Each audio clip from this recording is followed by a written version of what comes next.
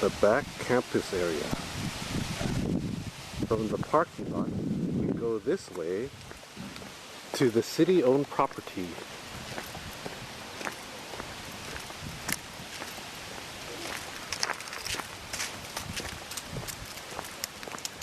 This used to be an army base, they tell me. Or at least Brian Pope told me. The exhibitors walk this way to start setting past these doors. More stuff. Here comes Bill. Hey, this is good. Oh, Evan is in the other room now. There's Dave. I'm filming the before and after. These are not vintage. Look at that. Very nice. Very nice. Ooh, how does that work for you? This is good. It's good, huh? It sound so, but it's usually my second camera anyway, so. Okay. Because I've been interested in getting one of these. Yeah, I think, well, actually for my backpacking trip this summer, I'm going to be backpacking in New Mexico for 2 weeks. And there's nothing like something this small that shoots high definition. Ooh, very nice. Does the battery last a while, or? I got special batteries. The regular battery is good for maybe not even an hour. Oh, that's no good. But this I think is 2 to 3, depending on how much you're actually shooting. Very good. Probably closer to 2. This is the second largest battery they make for this. And it's just Brian Pope and Bo Zimmerman. And it wasn't even rubbing that hard. It just, it was like Cameron taking pictures of Brian's PEP 2001. Wait, what? There we are. He opens the hood for us to see inside. Striptease. Unexpanded. Hey, that transformer looks like it's great shape. Which memory chips? That's the 4160. The 4160. And the 6540. 6540.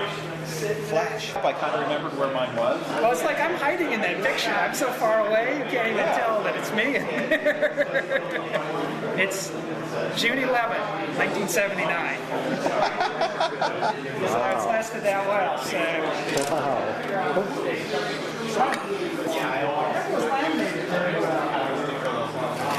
And the amazing part is now, if I see them. It's a picture of me at a DevCon holding up the AAA prototype board. It must have been near the end. Yeah, I was going to say, if it's AAA. And I have the AAA board here, too. I have a AAA board. I don't have any chips. What? No, I was trying to get rid of some of that stuff, because I just had so much junk. I had like two or three of things. I knew some people wanted them, and I didn't. They're just, especially working computers. It's like I hate to see working computers sit around and not get used if somebody wants to use it. So like I sold off my +4 to a guy who's in like this major league +4 users group. It's like, you know, I mean, those poor guys, they need all the help they can get. I don't think I ever had a 10 or a +4. I had one of the only possible complete +4. It was actually 364 systems. That's the +4 with tragic voice volume. Because You guys are going to sit up here. There's Bill. Your hair's all over the place today. You guys are going to sit up here while Chuck goes. Okay. And then we'll open up to you guys and your audience. Everything. Even that. All right. That was our. Was that you? That was about cables. No, that was the ArcMan. Mark brought a book himself. And then when Chuck's done, you guys will go up on stage. All right. We're going to start at like 10:10. Really old-fashioned PC power. Yeah, no kidding. That's how you taste state of the art, though, man. Well, compared to like some weird Commodore house. Anti-static procedures, man.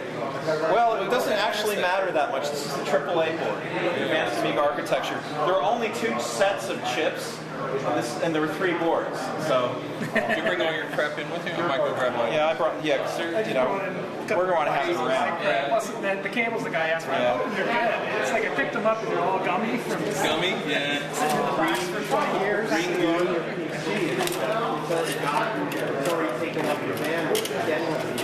Most of the boards that we have around is like Amiga. They're huge.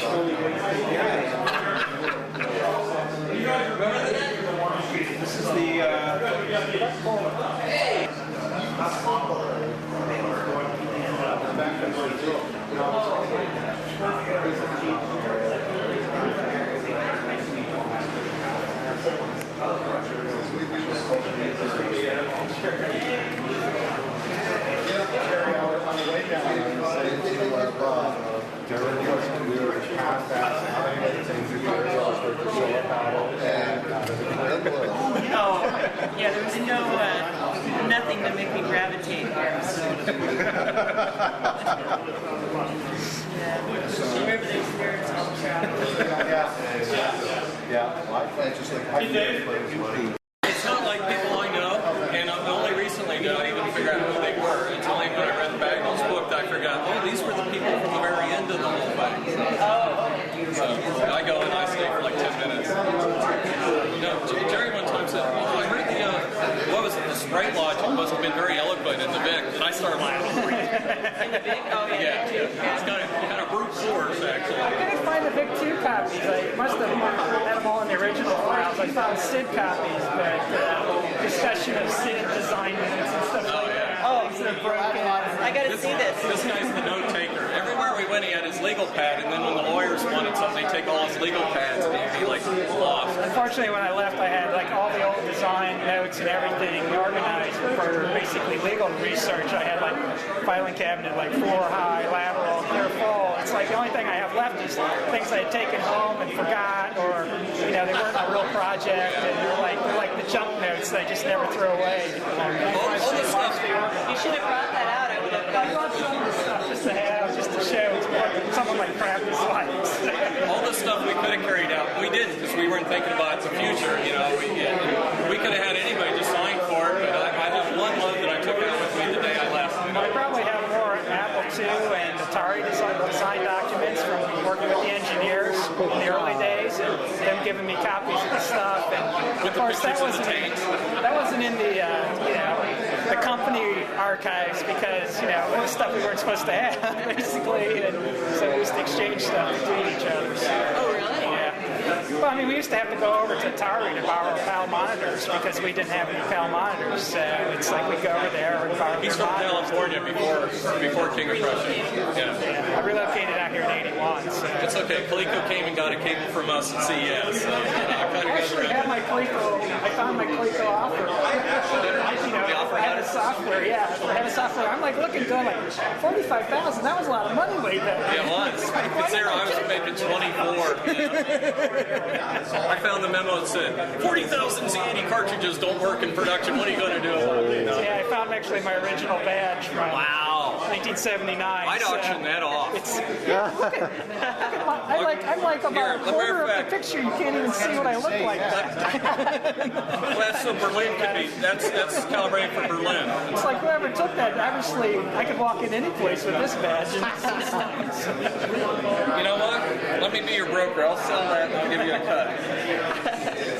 Actually, just to prove that that's me, I actually brought The mine. buyer is sitting right here. We know who trading price. I brought my LCD machine. This is the reason most people don't recognize me, because that's what I looked like back then. I was a real heavy guy. Heavy guy, wore thick glasses, and so that's what I was like back in the early. I knew you. I met you before that. So when I met him, he was already skinny, but he walked like this because he wasn't so used to being light that he looked like a marionette going down the hallway. I gained back most of the weight over the years, but so it's like the early people knew me totally different than I was like in '85 later on. Well, you always found time to you would do all the counter work and then go run 4 miles every Well, day. that was like when I finally started doing it. Yeah, it's like I used to go running 40 miles. I would just go drinking for 4 hours. Man, these guys seem to, I've been just kind of stuck in that for the last year. I can tell you all about Hadamard transforms and quantizing and boring stuff. he worked at Ravison before it became Quadrant, and they had the first software in decoder that got a lot of acclaim. I mean, beat the crap out of Intel's, Peddle, and Gateway, and all those people picked up. So it's the first time somebody didn't need a chip to play a DVD. So he was supposed to get rich, but here we are again. Yeah, this business getting rich is always something else. Hey, nice meeting you. I've seen you now. How you doing? Good, are you? Good. Bill. Ken Summerall. Nice meeting you. You look generous. I'm Robert Bernardo. How you doing? Oh, I'm fine. Just said something earlier. I guess we never met. I'm here. I'm identified. Well, I saw Star Trek. If you see Star Trek, that's me. No, he's got the wrong convention. No, I'm at the right convention. That's a long way to come, though. biggest thing for me is I use them for coffee coasters and stuff. I left them sit in my office when I left. 6502 stuff, all that stuff. I wish I had it today. Let me ask you a question. Somebody sent me a picture of a VDC card. Did anything like that ever get manufactured? Well, I mean, I have an 8563. 80 columns. Cartridge for which thing people are buying parts for. You figure the design of the 128. Was there an 8563 cartridge? Because I've got a picture of a Oh, there's one. Okay. As in one, or I built it by hand. Because somebody sent me a picture of it. I want to find out about it. The only one I know is the one I remember me. I built it by hand. What's up? I haven't seen you in a couple years. Were you at VCF's Double-sided, just the same paper it was originally. I wanted to want another copy. I made a couple. It's basically the 1978 proposal that they were trying to sell to us originally from Cinertech. They were trying to get Commodore to join in on the design on it originally. So it's got the architectural changes and the instruction set. It's not easy to read, but I don't know what happened. and it also has kind of the change document with it. So. Yeah, the opcodes. That's what that table is. I know it's hard to read, but that's what the table, and they describe the actual how they were changing the instruction set. Yeah, it's just pretty easy to implement these days.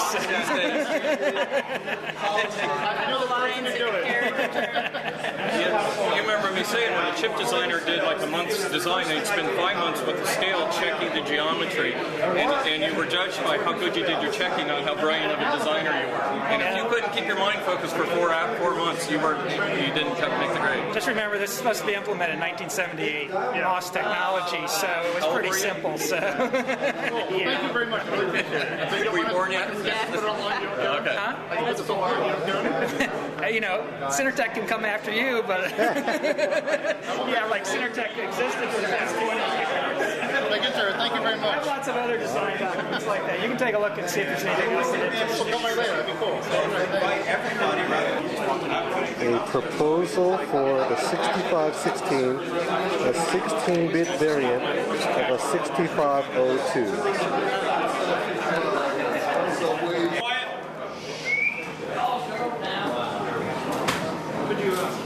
Can you say something for a microphone? Hello. Video is too slow to catch them.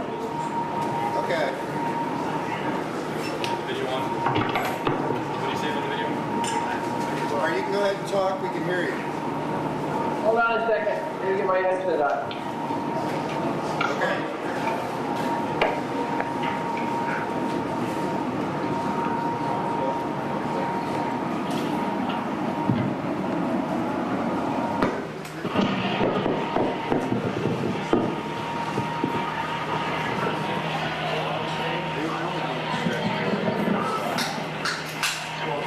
Can you hear me now? Yes. That's the network. Okay. I was trying to show you my factory working, but they decided to leave early. Can you see them at all?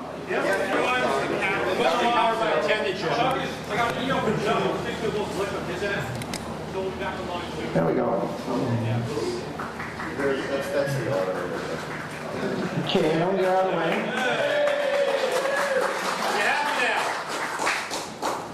Can you guys see me now? You're a little off camera, though. Well, let's see the whole I tend to be off camera for just a second. Okay. Okay, what you're seeing, and I'm sorry you missed the ladies, but they were going home. What you're seeing is 4,500 personal computers connected with 500 servers, also made with personal computers.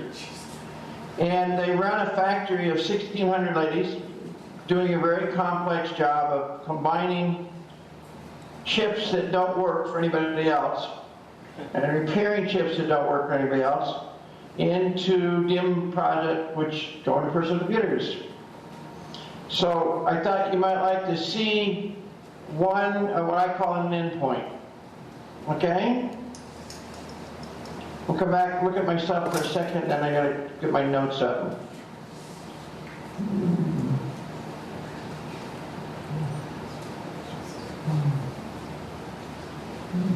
Are you ready for me to start the presentation? I want you to see the room. Yes, you are. Yes, you are, Chuck. And you can hear me okay? Yes. Okay. Could you put your hat just a little bit back in your head? No, because it's a stupid headset. Is that better? Yes, sir. Thank you. And I need the headset because you guys are having trouble hearing me without it. Here, just a second. I'm trying to hit the hat over the headset. Is that better? Yes. There you go. Can you hear me okay now? You're awesome. Okay, hold on a second. Get my notes started here because I don't want to miss. I'm doing a whole lot of people's names that nobody will ever care about except me. But because I don't want to miss them. Okay, welcome to paradise. I'm in a country called Sri Lanka, which is truly, as a matter of fact, some people believe it's the paradise that Adam and Eve was thrown out of. The ladies that you saw for a brief second, there's about 1,600 of them. As I said, they run 450 personal computers with 500 loosely coupled servers. We use barcodes and people to design and implement a patent on how you combine chips and how do you make die. And they use computers as their workplace, right? Without worrying about programming, without anything else. This is an endpoint. Rockets designed by computers and run by computers. Gaming, all are endpoints. Doing this speech by video and Skype is another endpoint. I want to apologize to everybody who came to the meeting expecting to see my ugly face, other than on camera. I had planned on being in Philadelphia or Pennsylvania during this time, but we had an exciting quarter in our business, which is a memory business, in which the price of our end product fell by 1.5 times. And so I had to come back to the factory and put some things in place to make sure we made a profit this quarter. And I couldn't come. But I thought it would be kind of fun to do it this way anyhow. Can everybody hear me okay? Yes. Most definitely. Am I speaking too fast? No. Okay. I have to be careful because I'm in a country where people speak English as a second language. And so I try to slow down. We're talking, are you guys, I'm liable to speed up. I'm going to make a comment that we did a PC camera at Commodore in 1979. I wish I remember the guy's name. He was a little strange, but he got the previous technology before CMOS LCD, and he made a video camera and he hooked it up on the computer, and he was going to include it in a Commodore product, and it was also going to be included in what was called a toy. But he was lost in a jack attack when we got rid of a bunch of people. And it never happened at Commodore. At least I don't think it did. Maybe it happened after we were gone. The whole internet, email, chat are endpoints. We could spend a good part of this hour talking about endpoints. I've given you some examples. I just wanted to show you our little funny factory. But for one time only, I'd like to talk about how we got to where 30 years ago we shipped the first personal computer. If you don't mind, part of it has to do with what was inside my head. And I'd like to kind of explain how it got there. And then we'll pick the people up as we go. All right? I graduated from college at the University of Maine in 1959. In 1959, although this is a major campus graduating thousands of people every year, there was not one computer on the campus. There was, luckily for me, a guy who had worked with Claude Shannon, who's really the inventor of the whole concept of information theory. And he worked with Shannon, and he had a nervous breakdown. And because he had a nervous breakdown, he moved to the University of Maine. They gave him 2 classes a week. And what he taught in that class was information theory for the masses. He spent weeks teaching us about the ear and the eye, because he said all information that goes to human beings have to be communicated through these techniques. What he did was get me totally hooked on the concept of Boolean logic, binary arithmetic, and everything else, to the point that I changed my life. I only interviewed companies that would give me a computer job. I had been in the West with the Marine Corps. I wanted to go West, so I wound up going to work for General Electric Company with the commitment that I would go to their plant in Phoenix. When I first went to Phoenix, hello, can you hear me? Yes. Okay. We're listening. Okay, well, I thought I heard some feedback that said maybe you couldn't. I'm sorry, I'll just keep going unless you shout at me, all right? My first job when I went to work for the computer company was building a computer, actually a peripheral, a card reader,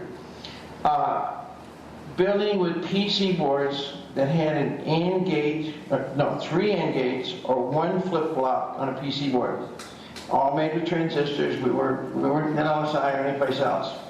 Every computer that we were working on at that time had only core memory. I left Phoenix for a while and went to our computer laboratory in Palo Alto, and where I worked on things like cryogenics. We hoped that cryogenics would make fast computers, but it didn't. And I met three key people there. I met a guy by the name of Joe Weizenbaum, and I'll explain why Joe's key in a couple minutes. Bill Davidow, who later sold me and a whole bunch of people on the concept of the 8088 when we did our first PC clone, and a guy by the name of Bob Schreiner, who I'll pick up in a minute. When I went back to Phoenix, we started designing a generation of computers that were going to be limited multitasking. To do any kind of multitasking required that we had hard drives. My first hard drive, which I got a chance to work on and did design for, was 6 feet tall, 4 feet across, had 5 megabytes of hard drive, and was accessed by pulling a coil on a motor. At that time, we figured out that zone recording would give us a much higher density.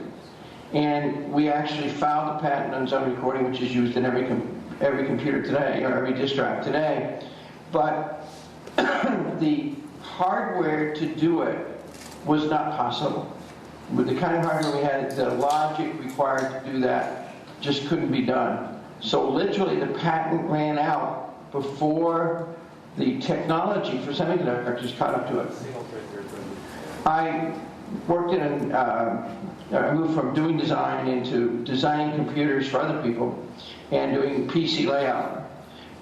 Doing that job, I got my own personal computer. My first personal computer was an NCR 304 that had hardwired macros and 4 tape drives.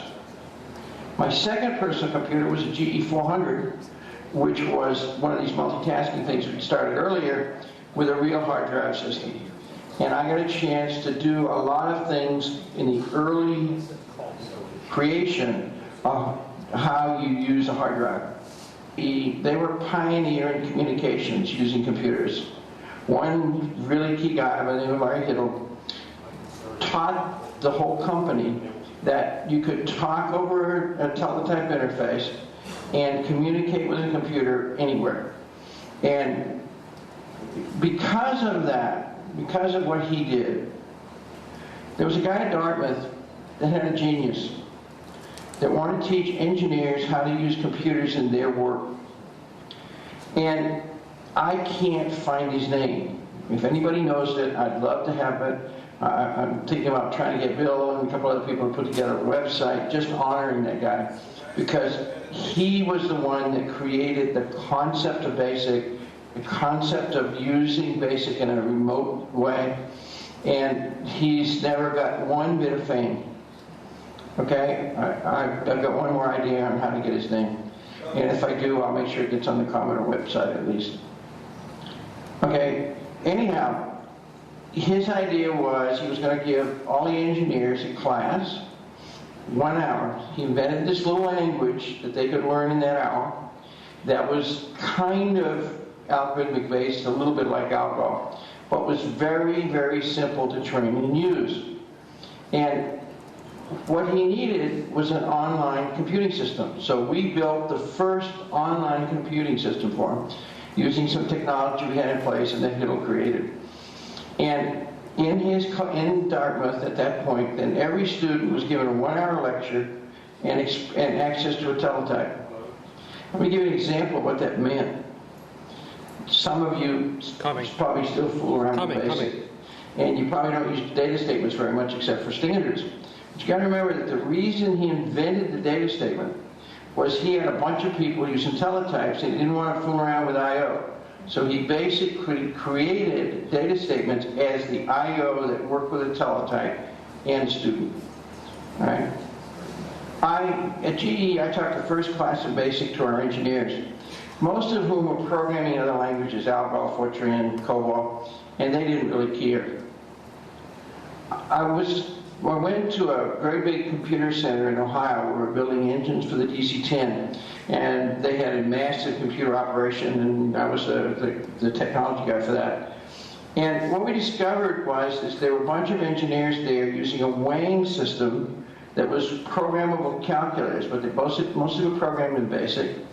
And then we built 2 computer centers just for engineers who wrote their own programs to design engines. We also, at that point, set up several computing centers inside the company. In this group that business was very advanced. And so we ran BASIC for all of the other departments. Based on the work we did, GE decided to go live with BASIC and time sharing. And what they were big computers with central databases and online capability, but very slow, and very few monitors. Actually, just mostly building teletypes and monitors. Okay? About the same time, all universities started making BASIC a requirement for all of the disciplines in the school, so that everybody came out of school trained in BASIC. And because of what GE was doing, they had a chance to use BASIC in their work. This was in the late 60s, right? Early 70s. And during that same time is when there was a revolt against science. Most of you are probably too young to remember it. But we stopped work on the ultrasonic airplanes, we quit doing MO, did a whole lot of things because the people were in the universities and wearing the long beards and so forth were revolting against anything technology, right? You're going to go back to the nature. And one of the things that happened was that they started trashing computer rooms.